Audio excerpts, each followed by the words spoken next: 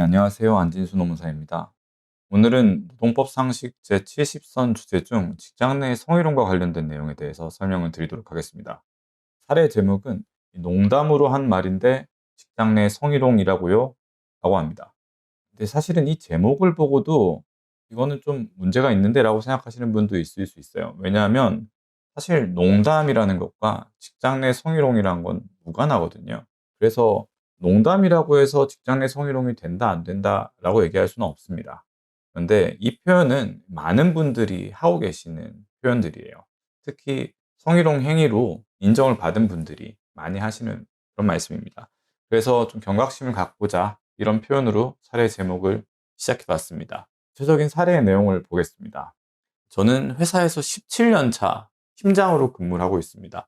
17년 차 팀장이에요. 신입사원 환영 회식에서 신입 직원과 대화를 나누는데 이 신입 직원이 사내 기타 동호회에 가입했다는 얘기를 들었어요. 그러다 보니까 그런 얘기를 하게 되겠죠. 뭔가 공통 관심사에 대해서 얘기를 하게 되니까. 근데 입사 동기도 사내 기타 동호회 회원이다 라는 얘기가 났어요. 뭐 기타를 잘 치고 좋아하는 그런 동기가 있었나 봐요. 근데 둘이 한번 잘해봐 이런 얘기를 했습니다. 아마 이분이 뭐 미혼일 수 있어요. 그래서 그냥 농담처럼 이렇게 둘이 한번 잘해봐 라고 얘기를 했습니다. 그리고 신입 직원이 야구 보는 걸 좋아한다고 해서 나 입사 동기도 또 야구 좋아하는데 둘이 천생연분이네 이런 얘기를 했어요. 둘이 천생연분이네 라는 얘기를 했습니다. 신입 직원은 저 이제 야구 안 좋아하는 것 같습니다 라고 얘기했어요. 기분이 좀 상한 것 같죠. 그런데 거기에 대고 그 친구 돈도 많은데 한번 만나봐 라고 얘기했어요. 그리고는 얘기합니다. 농담으로 한 말이 직장 내 성희롱인가요? 이미 이 사례를 보시면서 개인적으로 판단을 하시는 분들도 많이 계실 것 같습니다. 저희가 직장 내 성희롱에 대해서 먼저 법적으로 어떻게 규정이 되어 있는지를 알아봐야 되겠죠. 직장 내 성희롱은 법적으로 금지되어 있는데 이 양성평등기본법 그리고 남녀고용평등법에 따라서 구체적으로 어떤 행동이 직장 내 성희롱에 해당하는지를 규정하고 있습니다. 직장 내 성희롱의 성립 요건은 회사의 상사 또는 근로자가 같은 회사 소속의 근로자에게 한 행위, 이게 첫 번째 당사자 요건이고요. 지위를 이용하거나 업무와 관련하여 발생한 행위여야 돼요. 업무 관련성이라고 하는데 아주 포괄적으로 인정이 됩니다. 그 다음에 성적 언동이어야 합니다. 그리고 그 언동에 의해서 성적 굴욕감 또는 혐오감이 발생하여야 합니다. 근데 여기서 가장 중요한 요건은 이 성적 언동이에요. 이 성적 언동이 무엇인가가 가장 중요합니다. 어떤 말이나 행동을 했는데 그게 성적이다. 법원에서는 성성이라고 얘기하고 영어는 섹슈얼리티라고 얘기해요. 그 성성을 가진 발언이나 행동을 했을 때는 직장 내 성희롱에 해당할 수 있습니다. 이 성적 언동에 대해서 법원은 남녀 간의 육체적 관계나 신체적 특성과 관련된 육체적, 언어적, 시각적 행위를 의미한다고 얘기를 하고 있습니다. 어떤 행위가 연애 관계라든지 결혼이라든지 뭐 출산이라든지 이런 어떤 성적인 그런 행동과 연계된다고 그러면 그 언행은 성적인 언동이 될 수가 있어요. 그런데 이 성적 언동에 해당하는지 여부는 그냥 객관적인 일반의 기준이 아니라 상대방과 같은 처지에 있는 일반적이고 평균적인 사람에게 굴욕감이나 혐오감을 느낄 수 있다면 성희롱에 해당할 수 있습니다. 이걸 법원에서 제시한 기준이고요. 피해자주의라고 얘기합니다. 다시 말해서 저희가 예를 들자면 뭐 연령에 따라서 성별에 따라서 사람마다 생각이 다를 수 있거든요. 전형적인 형태라고 볼 수 있는 20, 30대 여성이 피해자가 된 상황의 경우에는 20, 30대 여성이라는 이 특징을 공유하는 그 일반적인 사람들, 그분들 입장에서 굴욕감이나 혐오감을 느낄 수 있다면 이건 성적 언동이고 성희롱에 해당할 수 있습니다. 그리고 성희롱의 경우에는 단 한 번의 성적 언동이라고, 그리고 본인이 이게 성적인 의도가 없었더라고 하더라도 직장 내 성희롱에 해당할 수 있습니다.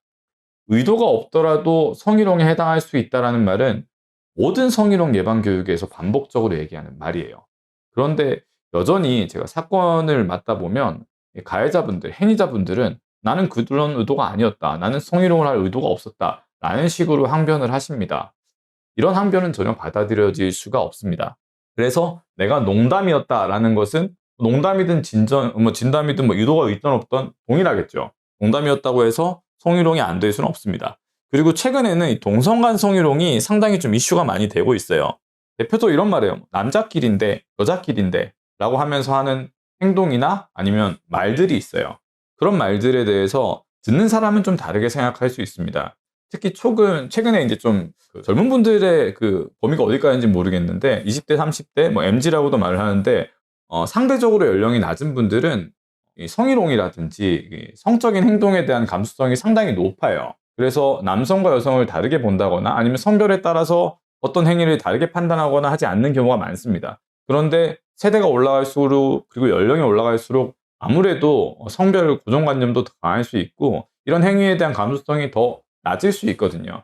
그래서 동성 간에 무슨 성희롱이냐라는 생각을 하는 경우도 있고, 그런데 사실은 피해자주의라고 말씀드렸죠. 위에 말씀드린 것처럼 상대방과 같은 처지에 있는 일반적이고 평균적인 사람에게 비슷한 연령에 비슷한 성별인 사람에게 굴욕감이나 혐오감을 줄 수 있다면 사실 행위자의 의도나 그런 발언의 내용과 관련 없이 동성 간에도 성희롱에 해당할 수 있습니다.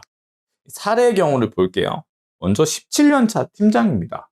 본인 그 여성분보다 상당히 나이가 많은 이성과 사귀어보라는 농담조의 발언을 했다고 말하고 있어요. 본인이 농담이라고 말을 하는데 받아들인 사람 입장에서는 전혀 농담으로 받아들일 수 없겠죠. 상당히 굴욕감이나 혐오감을 느낄 수 있습니다. 이건 명백히 성적 언동에 해당하고 이 성적 굴욕감을 성립할 수 있기 때문에 직장 내 성희롱에 해당합니다. 이 직장 내 성희롱에 해당한다. 사실은 직장 내 성희롱에 해당하기 전에 이미 성희롱과 관련된 신고라거나 인지한 경우에는 괴롭힘과 동일합니다. 지체 없이 사실 확인을 위한 조사를 실시해서 어떤 일이 일어났는지 정확하게 밝혀야 됩니다. 그 조사를 할 때도 피해자 관점에서 아무래도 피해자의 진술이 구체적이거나 피해자가 그 당시에 직접 해놨던 기록이라든지 일기, 메모 아니면 가까운 사람과의 뭐 면담 내용 같은 게 있다 그러면 그게 증거로 인정되는 경우가 많아요. 그걸 확인해가지고 어떤 일이 있었는지 조사를 해야 되고 조사 결과 직장 내 성희롱에 해당한다고 하면 피해 근로자의 의견을 들어 행위자를 징계하는 등의 조치를 해야 됩니다.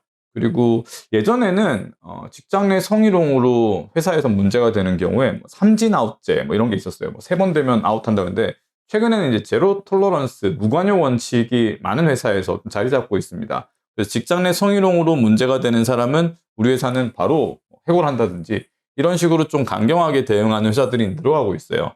그래서 그런 식으로 조치를 해야만 합니다. 그리고 만약에 회사에서 제대로 조사를 하지 않았거나 회사의 대표가 직장 내 성희롱을 하여 공정한 조사를 하기 어렵다. 그러면 이제 고용노동청에 진정을 제기하여 근로감독관을 통해서 조사를 진행하고 구제를 받을 수 있습니다. 그리고 법에서는 직장 내 성희롱을 예방하기 위해서 매년 회사의 대표를 포함한 모든 근로자에게 성희롱 예방 교육을 실시하도록 규정하고 있습니다. 이런 교육을 실질적으로 운영하면서 내부적으로 성희롱을 예방하기 위한 노력을 이어가야 되겠습니다. 참고로 젠더 트랜스퍼런시라는 개념이 있는데 앞서 말씀드린 것처럼 연령이 낮을수록 아무래도 성별 격차라든지 이런 차이에 대한 개념이 상당히 줄어드는 그런 경향성을 보이고 있거든요. 이 젠더 트랜스퍼런시라는 개념은 임금 격차, 복리후생, 이 성별 차이, 근로조건의 차이 이런 문제가 될 수도 있겠죠. 그리고 성적 비행위 이런 이슈에 대해서 아주 개방적이고 명확하게 대처하는 회사의 관행이나 문화를 의미합니다. 이 젠더 트랜스퍼런시가 확립된다고 하면 불평등과 차별을 줄이고 아무래도 조직 문화를 건전하게 만들 수 있을 뿐 아니라 직장 내 성희롱 문제도 상당히 예방할 수 있을 것으로 보입니다. 이렇게 직장 내 성희롱이 없는 좋은 조직을 많이 만들어 가실 수 있으면 좋겠습니다. 네, 오늘 강의는 여기까지로 하겠습니다. 감사합니다.